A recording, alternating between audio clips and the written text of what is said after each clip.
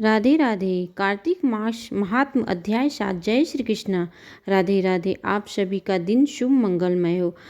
आज दिनांक 13 अक्टूबर, दिन सोमवार है। आज कार्तिक मास के कृष्ण पक्ष की सप्तमी तिथि है। आज आप कार्तिक मास महात्म के 7वें दिन की कथा सुनेंगे। तो आज आइए आज 7वें दिन का महात्म सुनते हैं। तो चलिए भगवान लक्ष्मी नारायण का ध्यान करते हुए, उनके चरणों का ध्यान करते हुए हम इस कथा का आरंभ करते हैं। इससे पहले वीडियो को इतना प्यार देने के लिए आप सभी को दिल से धन्यवाद। आप सभी का मैं आभार प्रकट करती हूँ। आज कार्तिक माह के महात्म के कथा के बाद हम आपको भगवान श्री कृष्ण के सच्चे भक्त और 108 कमरों की रहस्यमयी सच्ची कहानी सुनाएंगे। उम्मीद करती हूँ आपको यह वीडियो पसंद आएगा। अगर यह वीडियो आपको पसंद आए तो प्लीज़ हमारे चैनल को सब्सक्राइब करिएगा और लोगों के साथ शेयर और ज़्यादा से ज़्यादा लाइक, ताकि हमें इस वीडियो में आपके लिए ऐसे ही लाता रहूं। तो चलिए अब हम अध्याय का आरंभ करते हैं। पिछले अध्याय में मैंने आपको बताया था कि भगवान शिव और जलंधर के बीच युद्ध आरंभ हो चुका है। अब यहाँ से आगे जब भगवान शिव और जलंधर के बीच यह भयंकर युद्ध हो रहा था, तो इधर वृंदा स्वप्न में देखा कि उसका पति समस्त अंगों में तेल मलकर नंगे शरीर भैंस पर सवार होकर पाताल लोक के दक्षिण दिशा की ओर जा रहा है। यह स्वप्न देखकर वृंदा अत्यंत चिंतित हो गई। अपने व्याकुल मन को शांत करने के लिए वह महल, अटारी, गौशाला और वाटिका आदि में घूमने लगी, लेकिन उसके कहीं शांति नहीं मिल रही थी। तब वह वन से एक दूसरे वन जा पहुंची और वहां उसने सिंह जैसे मुख वाले 2 राक्षस देखे। उन्हें देखकर वह बहुत भयभीत हो गई और एकदम वहां से भाग खड़ी हुई। आगे जाकर उसने एक तपस्वी और एक शिष्य को देखा और उसने अपनी रक्षा के लिए प्रार्थना करने लगी। वृंदा की विनय सुनकर मुनि ने एक हुंकार से ही उन दोनों राक्षसों को भगा दिया। वृंदा ने मुनिवर से पूछा कि हे प्रभु, आप बताइए, भगवान शिव जलंधर के बीच युद्ध हो रहा है, उसमें विजय किसकी होगी? क्योंकि आप तो अंतर्यामी हैं, आप सब कुछ जानते हैं। वृंदा के वचन सुनकर मुनि के आकाश की ओर देखा। उसी समय 2 बंदर आकर मुनि को प्रणाम करके चले गए। फिर मुनि के संकेत पर वे दोनों बंदर वापस लौटे और उन्होंने जलंधर दैत्य का सिर लाकर मुनि के चरणों में पटक दिया। वृंदा अपने पति के मृत शरीर को देखकर अत्यंत दुखी हुई और विलाप करती हुई पृथ्वी पर मूर्छित होकर गिर पड़ी। फिर वह बोली, हे प्रभु, जिस देव, गंधर्व और विष्णु सहित तीनों लोकों पर विजय प्राप्त की थी, वह शिव जी के हाथों आखिर कैसे मारा गया? आप तो सामर्थ मुनि हैं, कृपया करके मेरे पति को जीवित कर दीजिए। मुनि ने कहा, हे भद्रे, शिव जी के हाथों से मारे हुए को जीवित करना असंभव है, परंतु फिर भी हम तुम पर कृपा करके इनको जीवित किए देते हैं। ऐसा कहकर मुनि अंतर्ध्यान हो गए और जलंधर जीवित होकर वृंदा के साथ प्रेम लाप करने लगा। परंतु वृंदा ने जो शव देखा था वह असल में शव जलंधर का नहीं था। वह जलंधर के वेश में स्वयं भगवान नारायण थे। वृंदा जलंधर वेशधारी विष्णु के साथ वन में रमण करती रही। फिर एक दिन अपने पति के वेश में विष्णु जी को पहचान कर वृंदा अत्यंत क्रोधित हो उठी और बोली, तुमने मेरे प्रति व्रत धन नष्ट किया है, इसलिए मैं तुम्हें श्राप देती हूँ। तुम्हारी माया से उत्पन्न 2 राक्षस भविष्य में तुम्हारी स्त्री का अपहरण करेंगे और जो तुम्हारे शिष्य थे वही बंदर रूप धारण करके तुम्हारी सहायता करेंगे। और क्योंकि तुमने मेरे साथ छल किया है, इसलिए तुम अभी इसी समय सील यानी पत्थर रूपी परिवर्तित हो जाओ। वृंदा की कथा सुनने के बाद देव ऋषि नारद जी ने महाराज पृथु से कहा, हे राजन, भगवान विष्णु ने देवताओं और अपने भक्तों की रक्षा के लिए ही प्रतिव्रता वृंदा की शील भंग की थी। भगवान विष्णु ने कहा, हे वृंदा, तुम्हारे श्राप को मैं स्वीकार करता हूँ।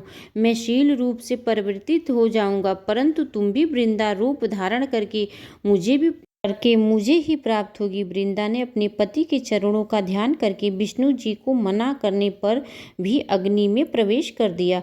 भगवान विष्णु वृंदा का स्मरण करते हुए उसकी चिता भस्म से लौटाने। उधर युद्ध में क्षेत्र में जलंधर दैत्य राक्षसी माया द्वारा परिवर्तित का रूप धारण करके शिव जी को मोहित करने लगा। शिव जी ने उसकी माया को देखकर नेत्र बंद कर लिया। तभी जलंधर ने अवसर पाकर शिव जी पर बाणों की वर्षा कर दी। शिव जी को संकट में देखकर भगवान विष्णु वहां प्रकट हुए और उन्होंने शिव जी को राक्षसी माया का बोध कराया। फिर शिव जी ने क्रोध में आकर दैत्य पर भयंकर वान वर्षा की, जिससे भयभीत होकर जलंधर भाग खड़ा हुआ। तब शिव जी ने उसे श्राप दिया, क्योंकि तुम युद्ध से भागे हो, तुम एक भगौड़े हो, इसलिए पार्वती जी के हाथों ही तुम्हारी मृत्यु होगी। जब युद्ध से भागकर जलंधर वापस को आया तब उसने पता चला कि वृंदा की मृत्यु हो चुकी है। वृंदा के वियोग में जलंधर का बल समाप्त हो गया था। भगवान विष्णु ने सुदर्शन चक्र अपने तेज सहित शिव जी को दे दिया। शिव जी ने श्री हरि के तेज और ऋषियों के तप और प्रतिबद्धता के तेज को मिलाकर जलंधर पर प्रहार किया। सुदर्शन चक्र के प्रहार से जलंधर का सर कटकर धरती पर गिर पड़ा। सिर और धड़ अलग हो जाते ही जलंधर का तेज शिव के और वृंदा का तेज पार्वती जी में समा गया।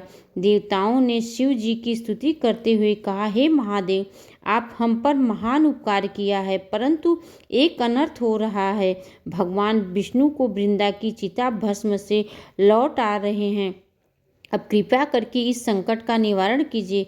महादेव ने आदेश पर देवता योग माया की शरण में गए। उन्होंने देवी की स्तुति की, हे देवी, आप संपूर्ण जगत की उत्पत्ति, पालन और संहार करने वाली हैं। आपसे ही सत, रज और तम तीनों गुण उत्पन्न हुए हैं। आपकी माया को ब्रह्मा जी भी नहीं जान सकते। तब आकाशवाणी हुई, रजोगुण, सतोगुण तथा तमोगुण रूप गौरी, लक्ष्मी और सरस्वती मैं हूँ। तुम्हें इन तीनों से सिद्धियाँ प्राप्त होगी।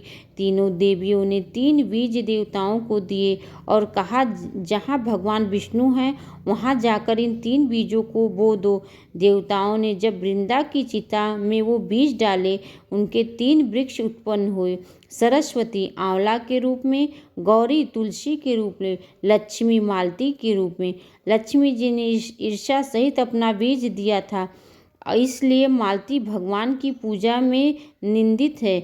आंवला और तुलसी भगवान को अति प्रिय है। वृंदा वृक्ष रूप में होकर भगवान शालिग्राम से संयुक्त हुई। इसी कारण कार्तिक मास में उद्यापन में भगवान विष्णु की पूजा तुलसी जी के मूल भाग में की जाती है। जिस घर में तुलसी जी का पौधा होता है वहाँ यमदूत कभी नहीं आते। नर्मदा, गंगा जल, तुलसी जी का पूजन, यह तीनों कार्य समान पुण्यदायी है। जो मनुष्य प्राण त्यागने लगे समय तुलसी दल अपने कंठ में धारण करता है, वह पाप मुक्त होकर वैकुंठ को प्राप्त हो जाता है। जो अपने पितरों का श्राद्ध तुलसी और आंवले की छाया में करता है, उसके पितृ मोक्ष को प्राप्त करते हैं। जो मनुष्य तुलसी दल और आंवले का फल मुंह में रखता है, वह विष्णु जी के परम प्रिय भक्त माना जाता है। कार्तिक मास में रुद्राक्ष की माला धारण करने वाला व्यक्ति धर्म, अर्थ, काम और मोक्ष को प्राप्त होता है। तुलसी और आंवले का महत्व स्वयं ब्रह्मा जी कहने लगे कि में असमर्थ हैं। जो कोई श्रद्धा भाव से इस कथा को पढ़ता है या सुनता है या हुंकार करता है, वह अंत काल में मोक्ष को प्राप्त होता है। यह था आज का अध्याय। अब इसके आगे के अध्याय को मैं आपको कल बताऊंगा। इसके बाद कथा में आते हैं भगवान श्री कृष्ण और 108 कमरों का रहस्य। तो चलिए दोस्तों, इस रहस्य को देखते हैं। अब मैं आपको इसकी सच्ची कहानी से अवगत कराऊंगी। एक गांव में एक किसान रहता था। उसके 3 बेटे थे। किसान और उसकी पत्नी दिन भर खूब मेहनत करते थे और बड़ी मेहनत से फसल उगाते। दोनों पति पत्नी भगवान श्री कृष्ण की पूजा करते, उन पर बहुत विश्वास करते थे। उन्होंने भगवान कृष्ण पर इतना विश्वास था कि उन्हें लगता था कि उनके तीनों भक्त का भोजन भगवान के आशीर्वाद से प्राप्त होता है। और उनके यहाँ जो 3 बेटे थे, उन्हें वो दोनों पति पत्नी भगवान श्री कृष्ण का आशीर्वाद मानते थे। किसान ने अपने तीनों बेटों का नाम भी भगवान कृष्ण के नाम पर ही रखा था। एक का नाम गोपाल था और एक का नाम मोहन और सबसे छोटे वाले का नाम था कान्हा। यह तीनों किसान के बेटे थे। सबसे छोटा कान्हा उन्हें 5 साल एक सुबह मंदिर की सीढ़ियों पर मिला था। किसी ने उस छोटे से बच्चे को वहां रखकर छोड़ दिया था। किसान ने मंदिर के आसपास रहने वाले बहुत लोग से पूछ लिया, क्या कोई इसके माँ बाप को जानता है, लेकिन किसी को कुछ नहीं पता था। बहुत दिनों तक किसान उस बच्चे से असली माता पिता का इंतजार करता रहा। जब कोई उसे लेने नहीं आया तो वह भगवान श्री कृष्ण का आशीर्वाद समझकर वह बच्चे को अपने घर लेकर आ गया और पालने लगा। उसकी पत्नी और उसने अपने बच्चों की तरह उसे बच्चे को पालने पोषण करना शुरू कर दिया। उसका नाम रख दिया कान्हा। एक दिन की बात है, किसान ने अपने तीनों बेटों को अपने पास बिठाया और बिठाने के बाद पूछने लगा, बच्चों आज समय आया है क्योंकि आज मैं यह जानना चाहता हूँ कि तुम तीनों हम दोनों के लिए क्या कर सकते हो, क्योंकि अब हम दोनों पति पत्नी धीरे धीरे बूढ़े हो रहे हैं, इसलिए अब तुम्हारा भी फर्ज है कि तुम हमारे लिए कुछ करो। पिताजी की यह बात सुनकर सबसे बड़े बेटे ने कहा, पिताजी आप और माँ जी बिल्कुल चिंता न करें। मैं शहर जाऊंगा, नौकरी करके खूब पैसा कमाऊंगा, फिर एक बड़ा सा घर खरीदूंगा और अपना आप दोनों को अपने पास रख लूंगा। आप दोनों की सेवा करने के लिए मैं नौकरी चाकरी भी रखूंगा। उसके बाद दूसरा बेटा गोपाल कहने लगा, माँ जी पिताजी आप दोनों को तीर्थ यात्रा करने की बहुत इच्छा है। हम यह बात पहले से ही जानता हूँ। मैं आपको अपने साथ रखूंगा। इतना ही नहीं, मैं आपके सारे तीर्थ की यात्रा भी कराऊंगा और सारे धाम भी घुमाऊंगा। सबसे छोटी बेटी की बारी आई तो उसने कहा कि मैं आप लोगों को भगवान से मिलाऊंगा, भगवान श्री कृष्ण से मिलाऊंगा। तो वहाँ पर सब बोलने लगे, अरे बच्चा कुछ समझ नहीं आ रहा है, यह तो अभी नादान है, तुझे क्या पता इतने क्या बोल रहे हो। वह उसके माता पिता और उसके बड़े भाइयों ने उसकी बात को हंसी में टाल दिया।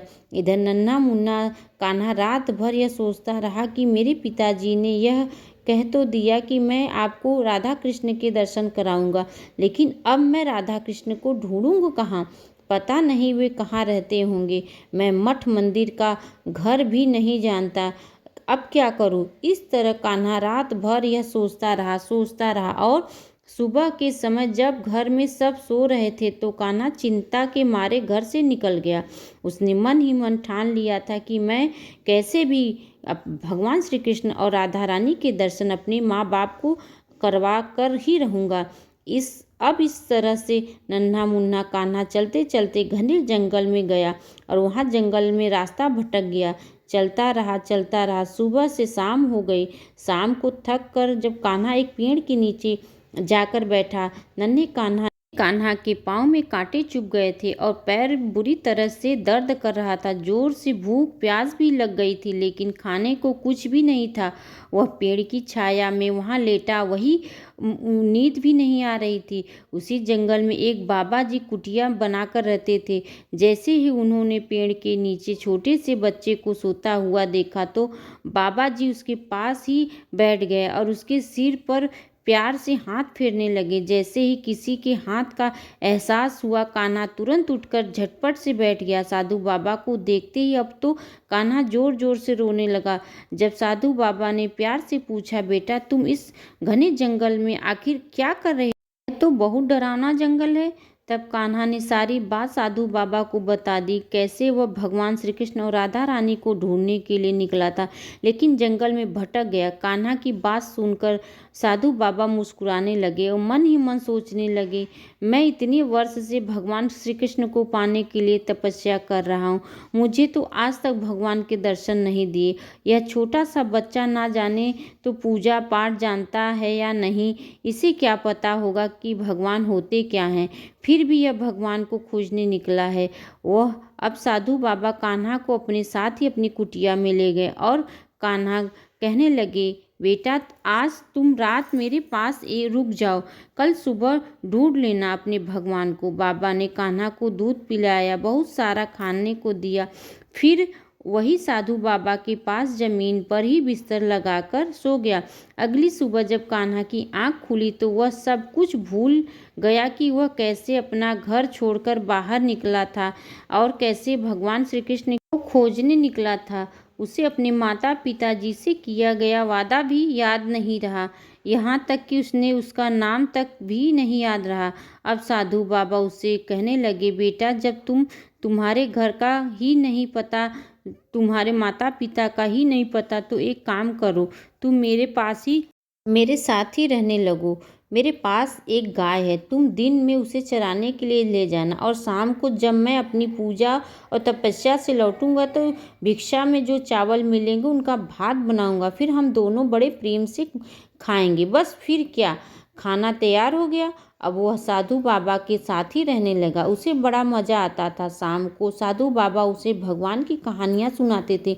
जब जंगल के पास कान्हा गाय चराने जाता था तो वहीं उसकी उम्र का एक लड़का बहुत सारी गाय चराने के लिए आता था। उसका एक सच्चा दोस्त बन गया था।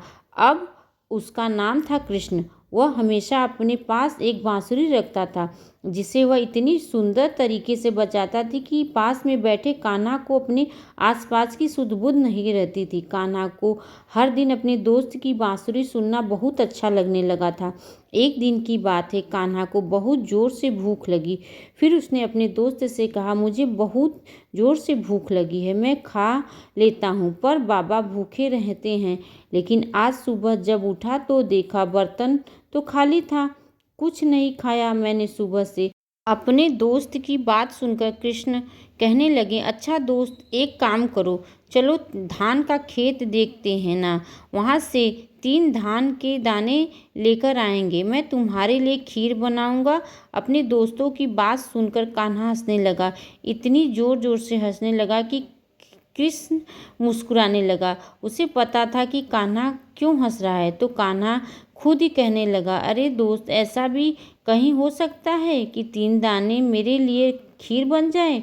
अरे 3 दाने से तो मेरा क्या होगा, मुझे तो बहुत ज़ोर से भूख लगी है। यह बात सुनकर कृष्ण कहने लगा, अरे मेरे नादान दोस्त, तुम जाकर खेत से 3 दाने तो लेकर आओ। अगर खीर खानी हो तो मेहनत तो करनी पड़ेगी।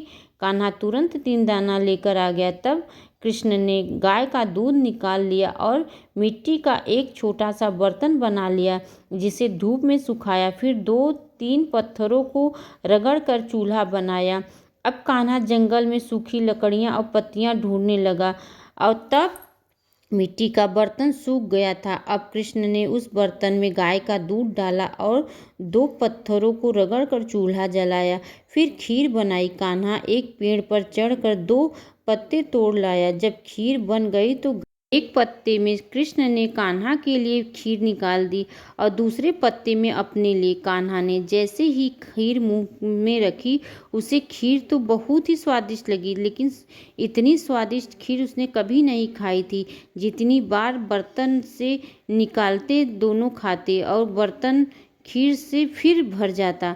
दोनों में पेट भर कर खीर खा ली, लेकिन मिट्टी का वह बर्तन छोटा सा खीर से लदबद भरा रहता। अब कान्हा अपने दोस्तों और कृष्ण से कहने लगा, थोड़ी सी खीर मैं अपने बाबा के लिए ले जा सकता हूँ? मेरे बाबा को भी खीर बहुत पसंद है। कृष्ण ने कहा, हाँ हाँ, क्यों नहीं। कृष्ण ने वह पूरा बर्तन उसे दे दिया।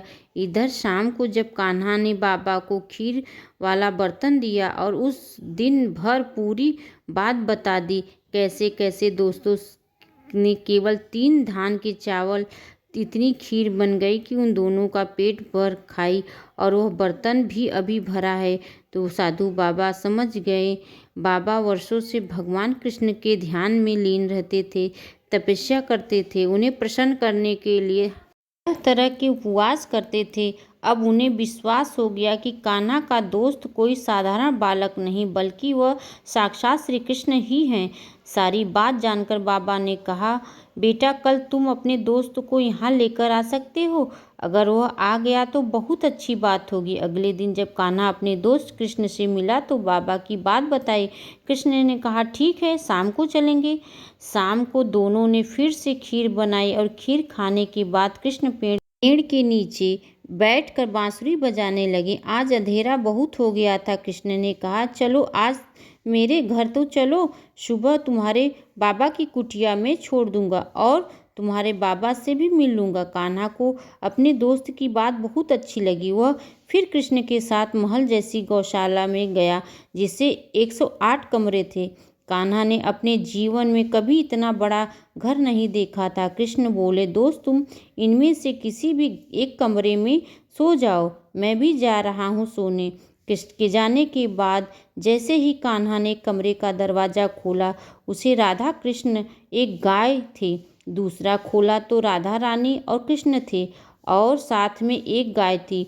ऐसे सभी 108 कमरे खोले। हर कमरों में राधा कृष्ण गाय थे। यह देखकर कान्हा बाहर खड़ा होकर गुस्सा हो गया। सोच, सारे कमरे तो भरे हुए हैं, मैं किस कमरे में जाकर सोऊं। अब वो गुस्से से बाहर ठंड में ही सो गया। तब कृष्ण आए और बड़े प्रेम से उसे सिर पर हाथ रखकर बोले, अरे दोस्त, क्या हुआ? तुम यहाँ ठंड में क्यों सो रहे हो?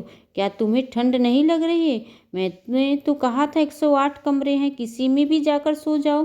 कान्हा बोला, तुमने झूठ क्यों बोला था? सारे कमरे में तो भरे हुए हैं, कोई कमरा खाली नहीं। कृष्ण बोला, याद करो मेरे दोस्त, आपने माता पिता को याद करो, तुमने उसे क्या वादा किया था। कृष्ण की यह बात सुनते ही कान्हा को सब कुछ याद आ गया और वह रोने लगा। मैं माँ पिताजी को अब कैसे राधा कृष्ण के दर्शन कराऊंगा? वो तो मेरे लिए परेशान हो रहे होंगे, मुझे ढूंढ रहे होंगे, लेकिन मैं तो रास्ता ही भूल गया। तब उसका दोस्त कृष्ण मुस्कुराया और बोला, मेरे प्यारे दोस्त, मेरे रहते हुए तुम्हें चिंता की क्या ज़रूरत है? अब जानते हैं कान्हा का वह दोस्त कौन था। जी हाँ, वह कोई और अन्य बालक नहीं था, वह साक्षात भगवान श्री कृष्ण थे। कृष्ण ने कान्हा को अपनी असली रूप दिखाया और उसे अपने साथ ले गए। साथ ही साधु बाबा भी गए। जब साधु बाबा ने अपनी कुटिया में साक्षात भगवान के दर्शन किए तो उनकी वर्षों की तपस्या सफल हो गई, उनका जीवन धन्य हो गया। और फिर भगवान श्री कृष्ण, राधा रानी और कान्हा तीनों किसान और उसकी पत्नी के पास गांव लौटे। किसान ने, उसकी पत्नी ने अपने बेटे को देखकर बहुत खुश हुआ। कान्हा ने अपने माता पिता से किया हुआ वादा निभाया। उसने भगवान श्री कृष्ण और राधा रानी से अपने माता पिता को मिलवाया। इस तरह उसका वादा पूरा हो गया। भगवान के साक्षात दर्शन कर किसान और उसकी पत्नी की इच्छा पूर्ण हो गई, उसका जीवन धन्य हो गया। इसलिए कहा जाता है कि हमें दृढ़ संकल्प जरूरी रखना चाहिए।